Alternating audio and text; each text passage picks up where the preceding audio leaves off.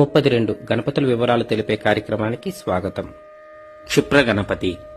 ఈ గణపతి కూర్చున్న భంగిమలో ఉండి 4 చేతులతో ఉంటూ కుడివైపు దంతము అలాగే రత్న కలశాన్ని ధరించి ఎడమవైపు పాశాన్ని అలాగే కల్పవృక్ష తీగలను ధరించి కుడివైపుకు తిరిగిన తొండముతో అందులో శుభాన్ని కలిగించేటటువంటి కలశాన్ని ధరించి 3 కన్నులతో ఎర్రని రూపంలో దర్శనమిస్తారు.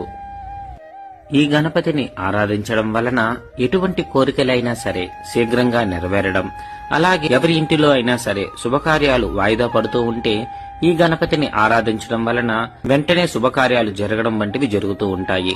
కోరిన కోరికలు త్వరగా తీరాలంటే మృగశిర నక్షత్రం రోజు ఈ గణపతిని ఈ కింది మంత్రంతో అనుష్ఠానము చేసి పేలాలతో చేసిన లడ్డు అలాగే కుడుములు తీపి పదార్థాలను స్వామివారికి నివేదించి ప్రసాదంగా స్వీకరించాలి.